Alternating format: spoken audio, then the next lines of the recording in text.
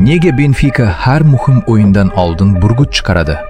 Har bir katta o'yin oldidan Benfica stadioni jim bo'ladi. Qo'shiqlar to'xtaydi. Ko'zlar osmonga qaratiladi, chunki o'sha paytda oddiy qush emas, balki maxsus bir narsa paydo bo'ladi. Bu Benfica burguti, klub tarix va butun xalq ramzi. U havoga ko'tarilganda shunchaki uchmaydi, balki Portugaliya klubining g'ururi, ozodligi va qudratini eslatadi. Burgut Benfica ruhi. U stadion ustida ko'rinmas, qo'riqchidek suzadi. Go'yo o'yinchilarni jang oldidan himoya qilayotgandek. Va har safar qanotlarini yozganda stadion alangalanadi.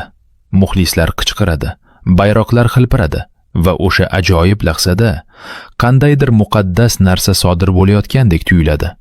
Chunki burgut osmonga ko'tarilganda bu oddiy